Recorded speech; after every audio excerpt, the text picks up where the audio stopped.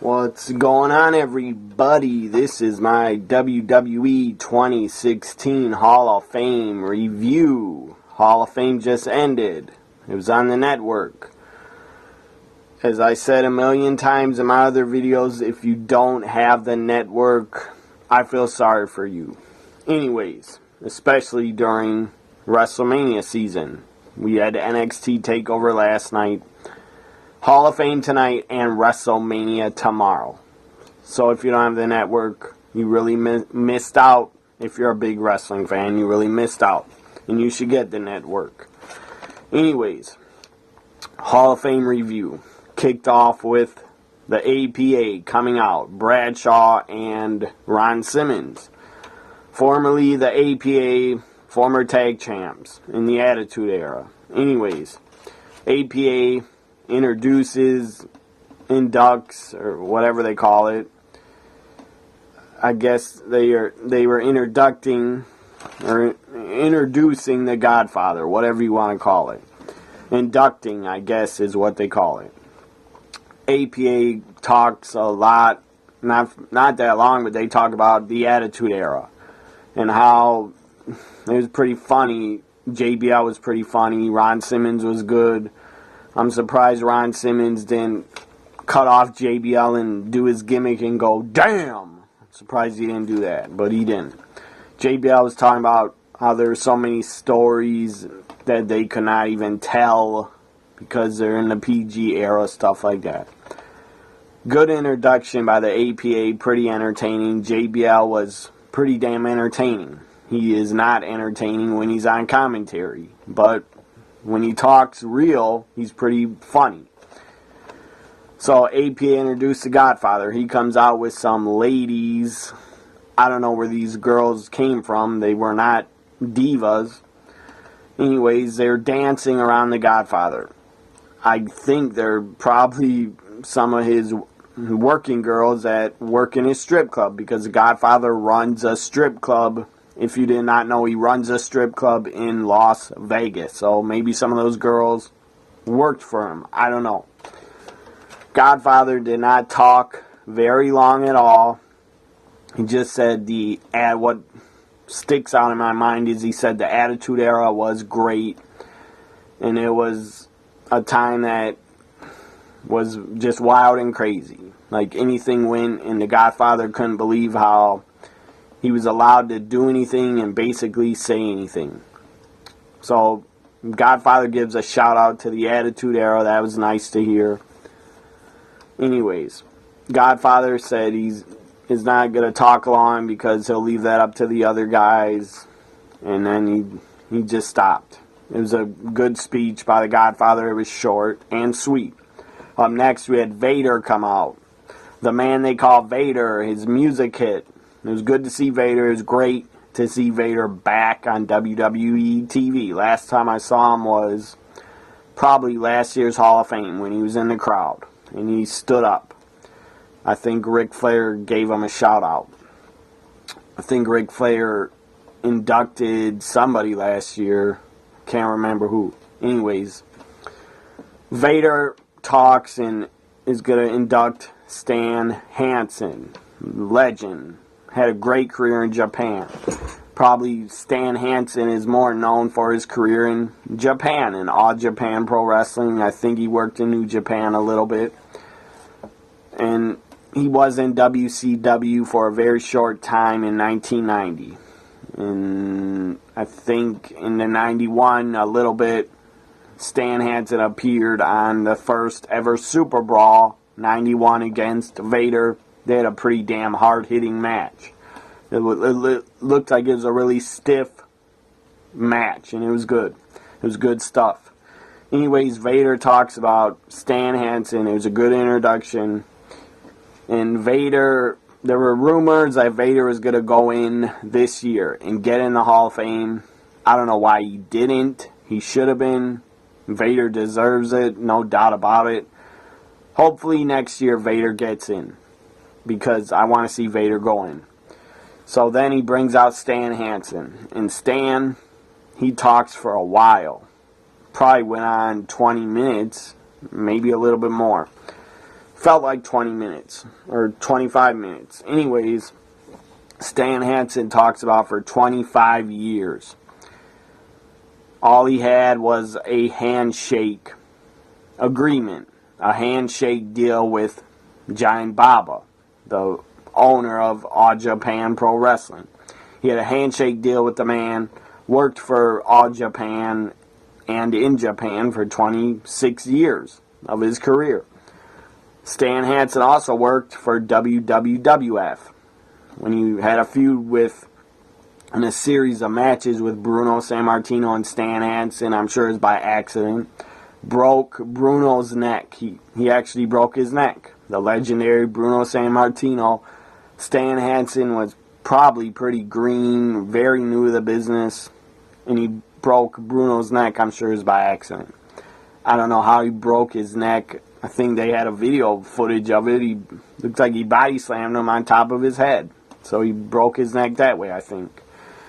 Anyways, Stan Hansen, it was a great speech. I enjoyed it because I'm an old school fan. A lot of people I could see, definitely newer fans, that don't know who Stan Hansen was. A lot of newer fans, I'm sure, got bored. But I did not get bored by hearing Stan talk. I loved hearing him tell old stories. Anyways, and then he goes, by the way, he says, I did do a few jobs, and that got a big laugh, because I guess he was known for not wanting to job to people, whatever. And then Ric Flair later in the night brought up how Stan wouldn't even go off his feet and take a bump for Rick, but whatever, who cares? Anyways, Stan Hansen, you had a legendary career in Japan. You are a legend. You deserve to be in the WWE Hall of Fame. Even though Stan Hansen never worked for WWF or WWE full-time. He never did. He just worked for Vince Sr. He worked for Vince Sr. Then he left the territory, worked in AWA, worked in Japan, left Japan, worked WCW for like a year. Left WCW, probably went back to Japan.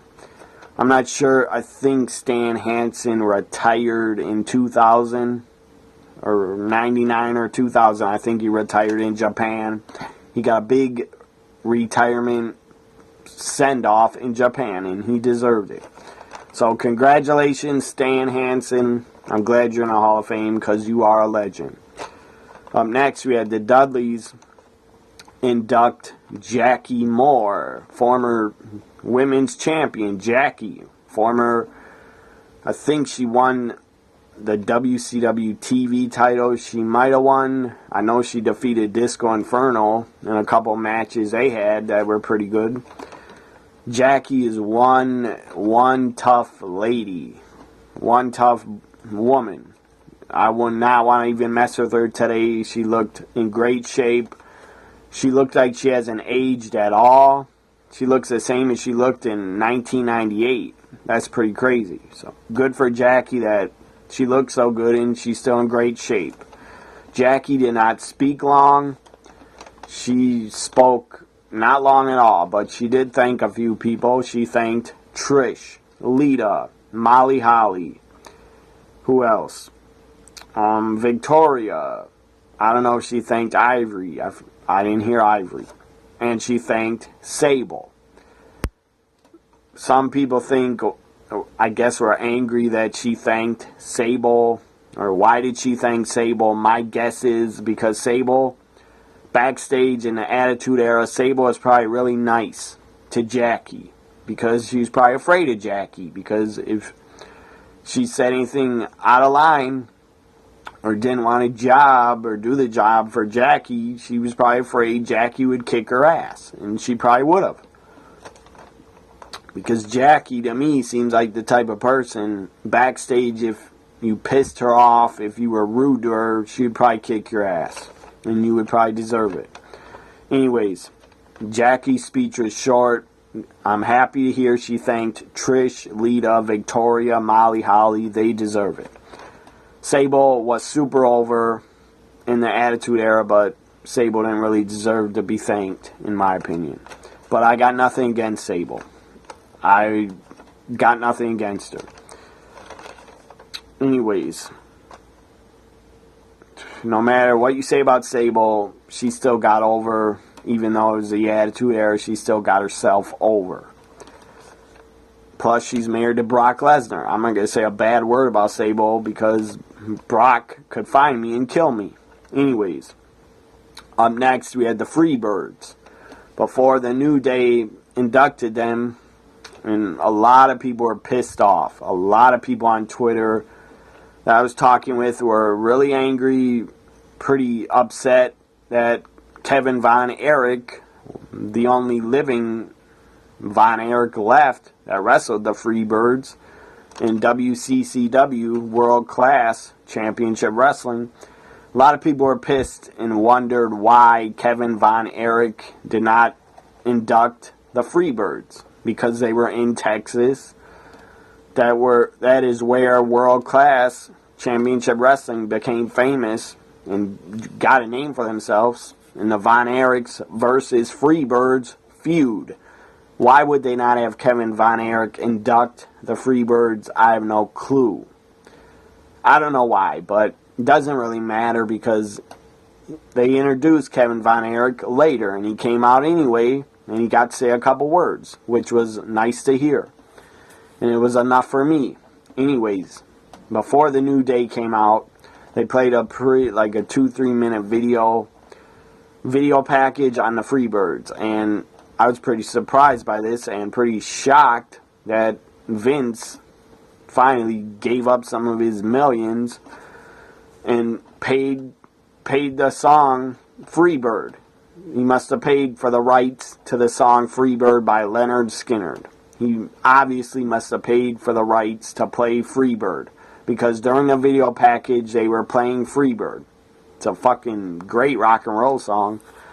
I'm not a big fan I'm not a Leonard Skinner fan, but that Freebird song is pretty epic. Anyways, and the good guitar solo in it is damn good also. Anyways, so very good video package on the Freebirds with the song Freebird playing in the background. So Vince obviously must have gave up some money to get the rights to it for one night only. Anyways, and it probably cost Vince probably $300,000 or maybe more. I don't know what Leonard Skinner would charge, or I don't know if their manager, I don't know who would charge Vince, but he probably got charged a good amount of money to get the song Freebird. New Day comes out to induct the Freebirds, because New Day is a 3-man team, and the Freebirds were a famous 3-man team, the first ever 3-man team that they could team, and all 3 guys could get involved in one match. That's where the rule became the Freebird rule that the New Day now uses. Freebirds definitely had an impact on the business, because Michael Hayes had a big impact on the business. He was the first guy to come down to the ring, make an entrance, and come down to the ring to rock and roll music. So Michael Hayes, very smart for doing that, coming out to the ring to music. That was a great idea. Obviously, in the late 80s, every company took that idea and gave music to their wrestlers.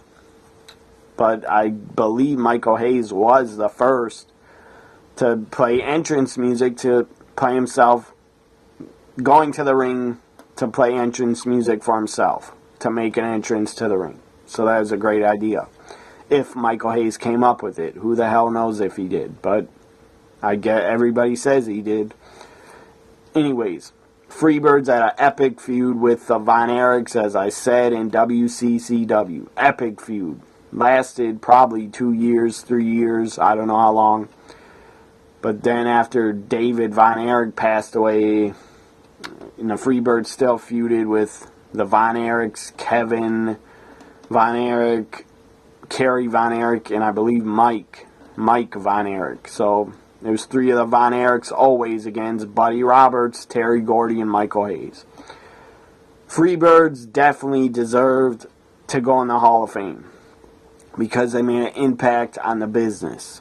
But I'm not a fan of Michael Hayes at all, especially backstage. And as a wrestler, I wasn't a fan of Michael Hayes, but he was good at promos. I will admit that.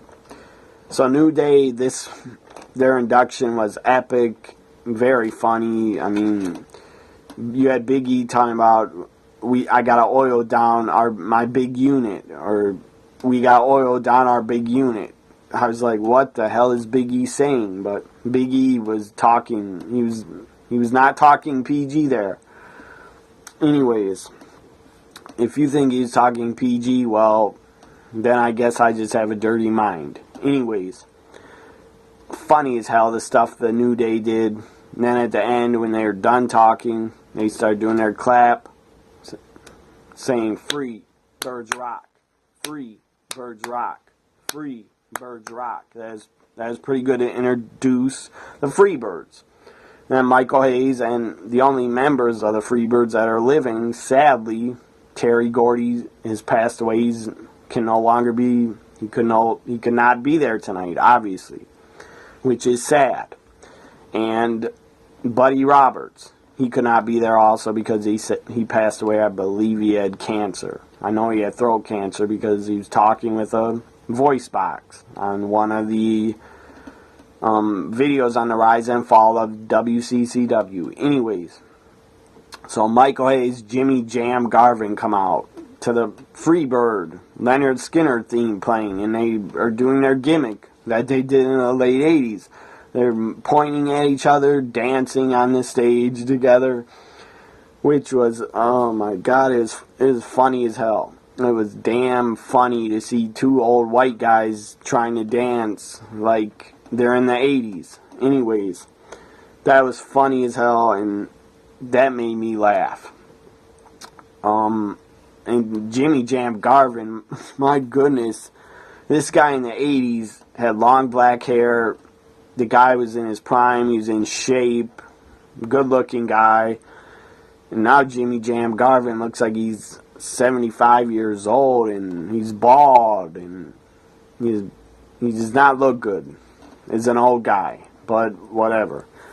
Michael Hayes looks better than Jimmy Jam Garvin, and that's saying a lot because Michael Hayes, I'm sure, has abused his body for decades with booze and drugs and alcohol and all that crap. I don't think Jimmy Jam Garvin I don't think he ever abused his body with drugs or alcohol like Michael Hayes.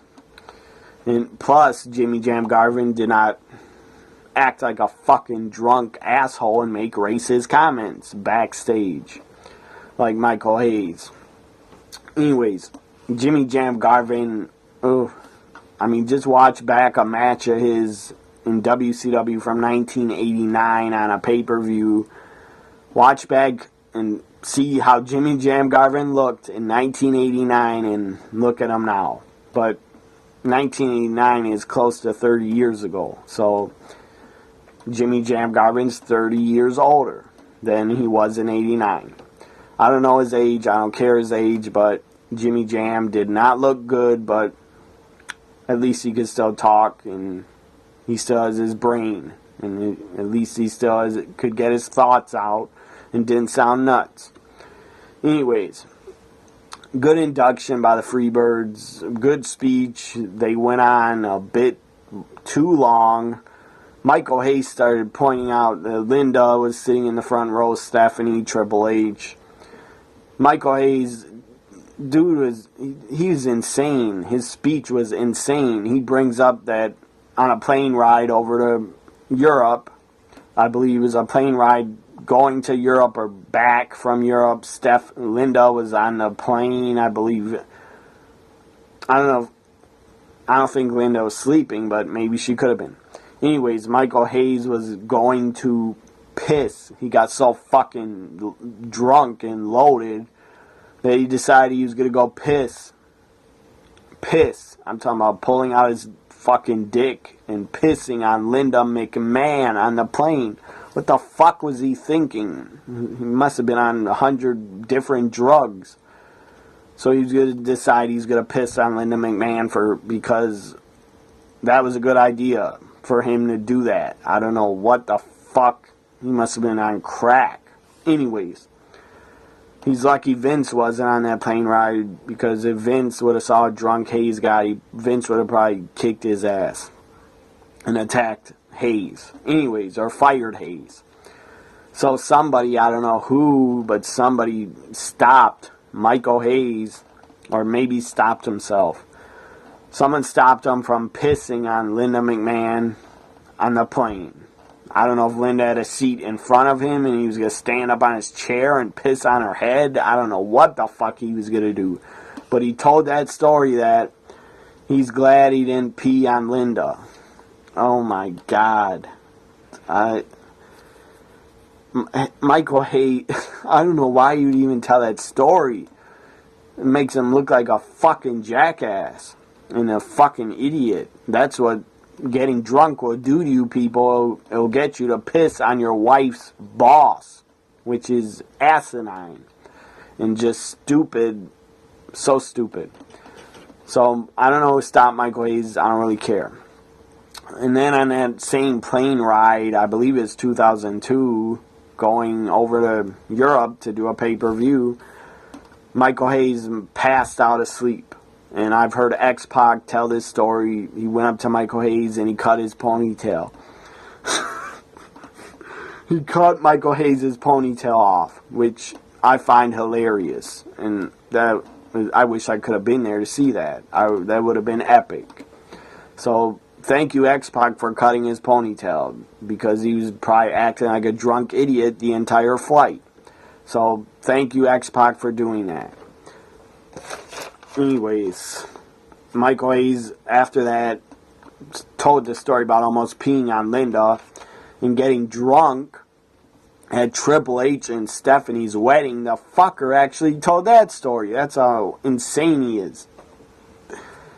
He'll probably get heat from Vince for telling that story about almost pissing on Linda. He'll probably get heat for that when he went backstage, whatever. I don't care if he gets heat. I hope Hayes does get heat from Vince for telling all those stories. But it was entertaining. I will say that I do not like Michael Hayes personally as a person, but he was damn entertaining in his speech. He was very entertaining, the stuff he said and the stories he told.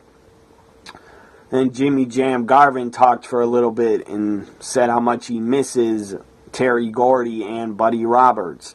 And then Michael Hayes brought out the sons of Buddy Roberts and Terry Gordy. Terry Gordy's son was in the WWE for a short time. He was named Jesse. His character was named Jesse, and he actually teamed up with Festus.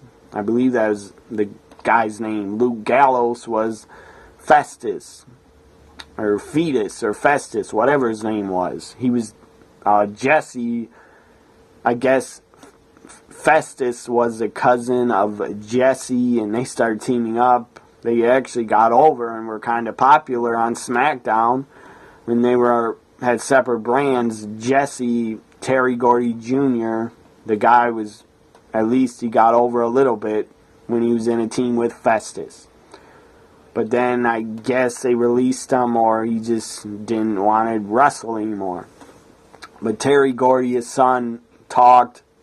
It was good to hear him speak and say how much he grew up loving the business, going to the Sportatorium in Texas, and basically falling in love with wrestling. And then Buddy Roberts' son talked and said how much his dad would have loved to be there and stuff like that. It was pretty sad to see Terry Gordy and Buddy Roberts, both of them talk. It was pretty sad to think about how their dads could not be there, because it would have been pretty awesome if all four Freebirds could have been together. And Jimmy Jam Garvin, I mean, maybe people debate this, but I don't. Jimmy Garvin, in my opinion, was a Freebird, because he teamed with Michael Hayes in '89. They were tag champs. He teamed with Michael Hayes from '89 till like '93 or 2. So Jimmy Garvin was a Freebird. No matter what anybody says, in my opinion, Jimmy Jam Garvin was a fabulous Freebird. And then Michael Hayes, before they end their speech, Michael Hayes decides, we're going to sing a little bit of Bad Street. And then he gets a microphone, and I joked on Twitter, I swear to you, it was a joke. I put out a tweet, put out a poll, and said, do you think Michael Hayes will perform Bad Street USA? Do you think he'll perform it? I think 46% said no, they didn't want to hear him perform it. Or no, 51% said no, they didn't want to hear him perform Bad Street. And then, what did I say, 51% said no, they did not want to hear Michael Hayes sing it. 46% said yes, they wanted to hear him sing it. And they got their wish. Michael Hayes started singing Bad Street USA. It wasn't awful, but it was pretty funny as hell. It was funny as hell. I didn't mind it. I didn't get angry about it. I thought it was funny, and I thought it was entertaining. Anyways, and Michael Hayes is only like 56 years old. He's under 60. I thought he was way over 60, but he told his age on Legends with JBL. I think he's 57 or something like that. Anyways, Bad Street USA was performed. This wasn't 1989. This is 2016. And Michael Hayes decided to perform Bad Street USA probably for the last time on live TV. And I'm surprised Vince let him do that. That was pretty funny. I mean, I got a laugh out of it, and I thought it was entertaining. Up next, after the Freebirds go on too long, in my opinion, but they told a lot of great stories. Up next, we had Slick come out to induct the Big Boss Man, the Doctor of Style, Slick, Jive So Bro. They actually brought it back. His old theme, Jive So Bro, which is a great theme in my opinion. It's very entertaining, great theme song. I believe Jive So Bro was a theme for Akeem, One Man Gang, and then it was a theme for the Twin Towers, Boss Man, and Akeem. If you don't know who the Twin Towers are, well, watch the network and watch WWF from 1989. You'll find out who the Twin Towers were. I already said who they were. Boss Man and Akeem, with Slick as our manager. Slick comes out, starts preaching for a little bit, which was pretty funny, saying, give me an amen. And then he goes, oh, wait, I thought I was at church. And he goes, my bad, which was pretty funny. And then he goes how Big Boss Man was such a great guy. He talks about Boss Man was respected and liked by everybody. And then he brings out the Boss Man's family to induct him. Slick brings out Boss Man's wife and his 2 daughters. They talk for a little bit and tell a lot of good stories. And then Boss Man's wife takes they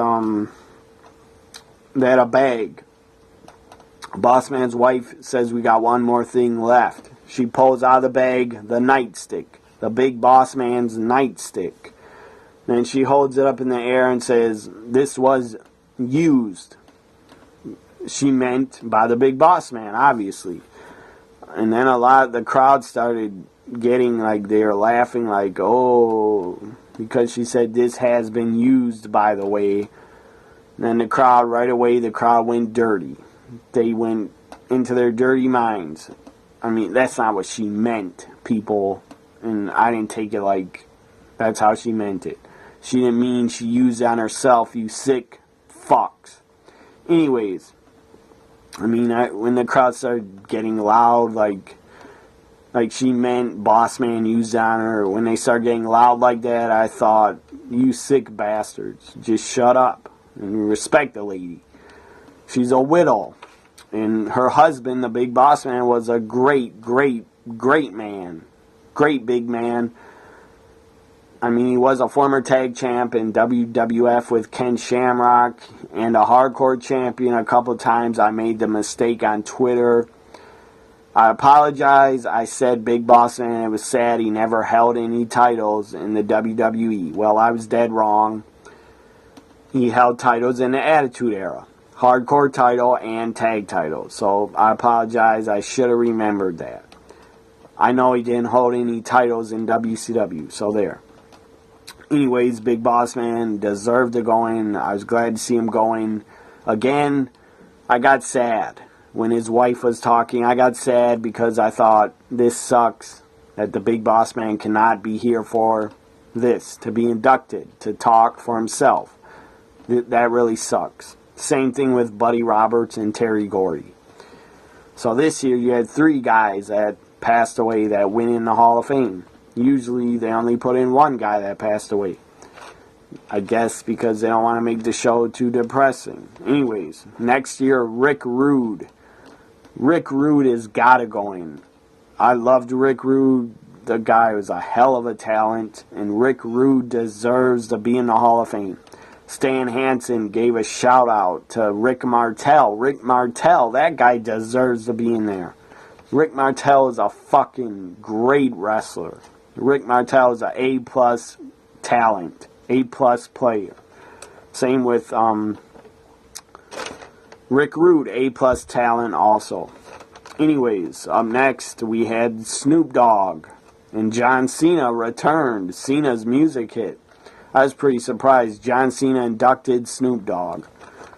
I'm sure Snoop has a lot of respect for Cena, so he wanted Cena to do it. I thought Sasha Banks would have inducted Snoop, her cousin, but she did not. She was in the crowd.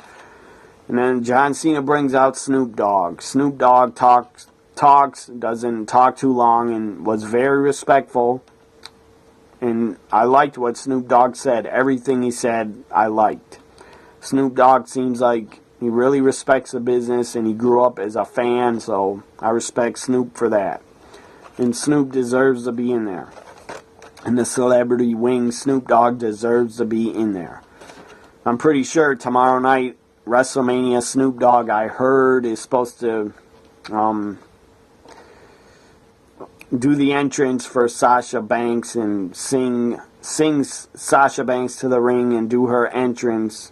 Snoop Dogg is supposed to be involved in Sasha's entrance, so that should be cool. Whatever he does. I'm not saying Snoop's gonna sing her theme. I doubt he will, but he'll probably sing some of his hits and sing her to the ring. Hopefully Snoop Dogg is involved in Sasha's entrance because I think that'd be cool. Anyways, Snoop Dogg, as I said, talks about going to the matches when he was young in California, and it was good. It was all good. And then he gave a shout out to Sasha Banks and said, "This is my cousin. I took her to WrestleMania 20, I think he said 28, but I think he meant 24. He said, I took my cousin to Orlando. The WrestleMania in Orlando was 24.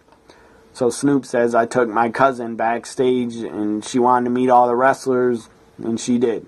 And he says, now she's living her dream, and her picture is up on AT&T Stadium. There's a big picture of Sasha Banks promoting WrestleMania outside the stadium. That's awesome. I believe Becky and Charlotte are also up there, I think. Anyways, Snoop gives a shout out, says he's so proud of his cousin Sasha Banks and she's making a family proud. Anyways, that was an awesome shout out. And that made me like Sasha Banks even more, as I already have. Already was a big fan of her, but now I'm even more. Now I even want Sasha to win the title even more. Up next, we had the Warrior Award. Dana Warrior. Warrior's widow, his wife. Dana Warrior inducts Joan London. Joan London she had a good speech. She was respectful. She sounded like she respects what the wrestlers do. She respects the fans. It was a good speech by Joan London. Congrats to her for beating cancer. Fuck you, cancer. Anyways, my aunt had breast cancer. She also beat it. So, Joan London, you deserve the Warrior Award. Good for you for getting it. Up next, the main event attraction. The guy that probably sold out the building. Sting getting inducted by Nature Boy Ric Flair, his longtime rival. probably one of the greatest feuds in WCW history is Ric Flair versus Sting, my opinion. You could also say Flair Steamboat, but that only lasted like a couple years. So, Ric Flair talks to induct Sting, introduce him. Ric Flair started telling a lot of stories, rambling on, talking about other guys. He kept looking in the crowd, talking about how Triple H and Sting last year had a great match, and Triple H, Sting brought it. And then Flair started talking about how Stan Hanson would never take bumps for him. Flair started talking about just random topics and other legends. They were good stories, but he was just talking randomly. It was kind of weird. Anyways, I know Ric Flair's like 67 years old, 68, or maybe 69. I don't know. But I still think Flair, he still has his brain. I'm happy for that because I don't want the guy to lose his memory. Anyways, I don't think Flair's had many concussions in his career, but I wouldn't want to see Ric Flair be like fucking... I don't want to see him lose his health. So, Ric Flair introduces Sting. And there's a lot of great stories from Rick. He introduces Sting. Sting comes out, gets a great reaction, great pop. Sting starts talking about how he's a flat top Sting. That got a good pop. And then he was a crow Sting. That got a good pop. And then he goes, Joker Sting? And then a couple people cheered. He goes, okay, you like Joker Sting. I wasn't so sure. And then Sting goes, I enjoyed doing Joker Sting also. It looked like Sting enjoyed doing Joker Sting to me. It looked like the guy was having fun, his great time when he was doing it. And Sting played the Joker very well. He played it damn good.